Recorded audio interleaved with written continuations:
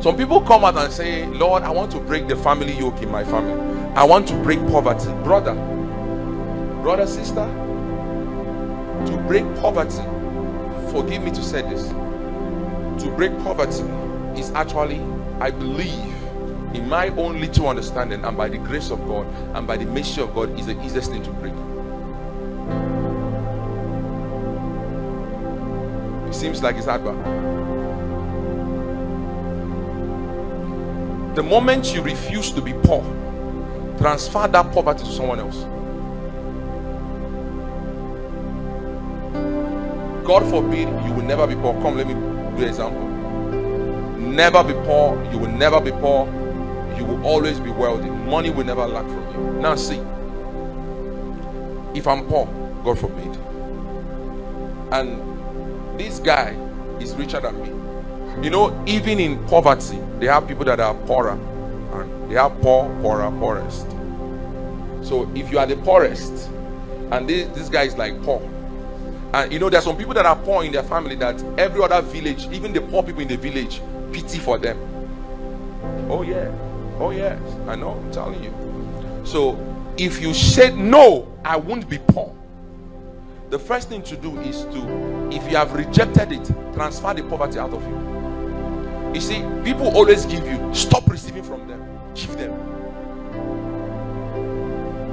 The moment you give them, you are no longer poor.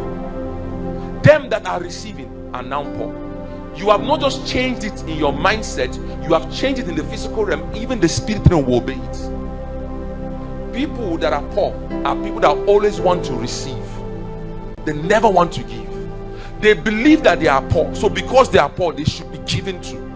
No, reject it. That's why the Bible says, blessed is the one that gives than the one that received it. You can reject poverty. It's not by saying, I won't be poor. If you say you won't be poor, act like a rich man. That is preparation. Change the status quo. Change it. Can't be poor. Won't be poor. Sometimes you come to my house, we buy food stuff. Mommy, we are saying, I say, mommy, share this one half. Bring nylon. Let's put bag it. There are people to give these things out to. Mommy saying, you will not give all now. We'll not start looking for. I say, let's give it all. You see us be cutting it. Some of you know what I'm talking about. You see us will be cutting it. Bah. Do you know that if I shout so loud now, a bag of rice will fall? If I just come out and say, you see bag of rice that will come. Because what? You rejected it. Some people want, no, just give me. And give me. Kinda. They always come and tell you that things are hard. Refuse it. I can't be poor. I can't be poor.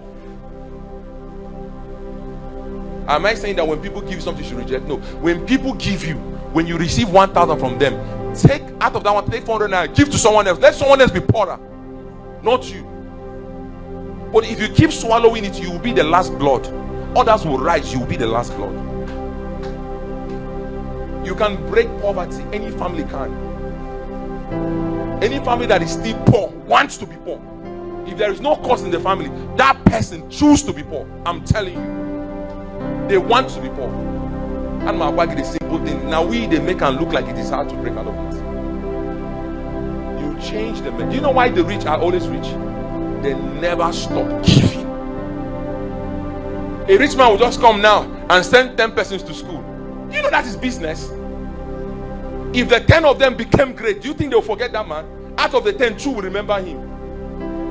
I was hearing the story of the woman that called, she was having meeting in Lagos. I don't know if most of people have heard the story.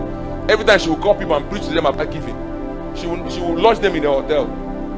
Lodge all of them in a hotel. Teach them about giving. When it's done, she doesn't collect money. She leave them and go. Then she hosts the meeting again. Teach them. After 2 years, they now said, how come this woman is teaching us about giving? And she doesn't really collect money from us. She will pay our hotel bills, teach us about giving and leave. So they started giving. As I'm speaking to you, they say early this year, the people she trained, the disciples she trained, gave her a house worth 180 million naira. They say they gave her to choose one in Lekki and one in ZVI. Say one in Lekki and one other space that she should choose. So she said there is one that she has been praying to God for a 7-room apartment, I think in VI or Lekki or so. So one man has a house there. The man said, any person that come and pay, they want to pay money, 180. The man said no. So they come and told her that it's a woman that we want to pay this thing for, and the woman is a woman of God. She said that's the person she will give. And she came to the house, and that house was 7-room apartment. Everything that she has imagined to build for herself was in the house. What did she do? She didn't give them money. She raised them. She taught them. Our generation don't want to be taught how to fish. They want you to give them fish. And that's why it feels like the men of God get richer while the members are poor. Then the next thing you hear is that only their wealth. Oh boy, how much do you have? Somebody said, man of God, somebody said something. He said, I heard a story. The young man said, when they use them do money. Say, after all, even in entire destiny, how much it be? You will reject it. Whatever you don't reject will stay with you. Kill the mindset. Kill the mindset. Sometimes they give you a plate of rice. You must eat, even when you are satisfied, you must finish it.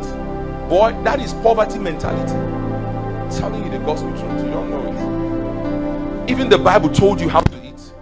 When you are done, don't request for extra. Even when you are not satisfied, he said, don't request for it. Act like you are filled. But you, hey, why are you rice? Yeah, talker. Now you got an extra plate. Have your wonderful seat, brother. I'm telling you how this kingdom works. You must see, you are the one to change the story. The Bible said that he that soweth in tears will reap joyful. That scripture do our life. I saw it in the life of one of our partner. Boy, this young man broke my heart one day. I was telling him, you know, I can't stop people from supporting the work of God, but sometimes I try to manipulate them not to give. I told him, you're having no, this message is not for you. I know what you are going through. He said, no, man of God. The next thing I saw this boy, I said, guy, why are you doing this? He said, no, that he knows something. This young man showed me his account, his bank account, and the next thing I saw it transfer. I said, guy, this thing. He said, don't worry. That same evening, his guy that was arrested was released from the prison. How? When he was telling me the story, I was like, and the Lord said, this is why I told you, never stop anyone who wants to give. Even if all they had is 100 naira, don't pity for them and say, okay, take it back. Instead, take the 100 naira, put. If you want to give them, use your own money and give them. But never reject anything they bring. They are not giving it to you, they are giving it to my altar. It's not a must you give to the altar of God. There are people around you that needs your help. Sometimes you are the one. When you want to plant cassava, how does it work?